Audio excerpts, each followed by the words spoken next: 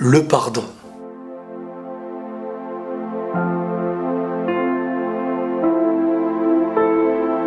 Aujourd'hui, je voulais parler avec vous du pardon. Cette chose qui, à mes yeux, est la base de tout. Autant pour nous-mêmes, autant pour celui avec qui on a un lien.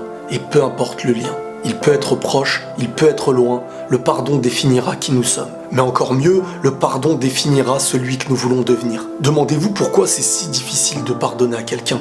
Peut-être parce qu'il nous a fait du mal, peut-être parce que c'était un très gros mal même. Mais souvent aussi c'est par haine, tristesse, rancune ou encore par ego. Au fond, est-ce que ces choses-là sont un bien pour nous? Est-ce un bien pour notre avancée? Et si tu veux être léger et libre, qu'est-ce qui te reste à faire? Il va falloir se libérer de ces poids néfastes. Donner autant que recevoir. On souhaite tous être pardonnés de nos bêtises et de nos péchés. Pourtant, on a du mal à pardonner ceux des autres. Rien n'est facile, mais la meilleure chose à comprendre, c'est que pardonner, c'est un bien prioritaire pour nous. Avant même de pardonner à quelqu'un, on se fait un bien individuel. Il est vrai qu'en pardonnant à quelqu'un qui a pu faire un mal, on lui offre un nouveau chemin. En tout cas, on n'est plus le mur de son nouveau chemin. Mais de notre côté, on apaise notre cœur de la haine, de la rancune, de l'ego. Certains diront, et alors ? Sachez que tout ce qui nous empêche de pardonner à quelqu'un, c'est ce qui nous empêche aussi d'avancer. On doit être clair sur une chose liée au pardon.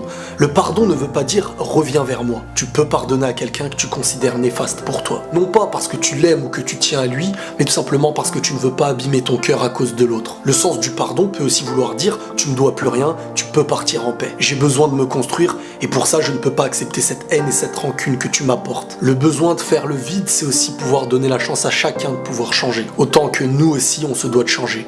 Nous ne sommes pas plus parfaits que ceux à qui on pardonne. Avant de dormir, tout le monde devrait se rappeler que peut-être on ne se réveillera pas demain. Donc pourquoi ne pas s'endormir propre de tout en ayant demandé pardon aux gens tout en les pardonnant? N'oublions pas aussi que parfois les gens peuvent changer et que parfois ce bienfait dépend du poids qu'on a accepté de leur retirer. Et même s'ils vous ont fait du mal, même s'ils vous ont fait pleurer, n'attendez pas la récompense de ces personnes ou la reconnaissance, car elle viendra d'ailleurs. Et en fin de compte, peut-être que nous aussi dans nos vies on en a fait couler des larmes. Le pardon est une richesse et si un jour vous voulez vous sentir heureux, il va falloir être pardonneur. À chaque fois qu'on pardonne à quelqu'un, on se pardonne un petit peu à nous-mêmes. Ça coûte une difficulté au présent, mais c'est un très grand bienfait pour le long terme. N'ayez pas peur, chacun récoltera ce qu'il a semé. Mais ça, c'est pas à nous d'en juger. Quoi qu'il en soit, notre manière de pardonner définira notre cœur, définira notre personne.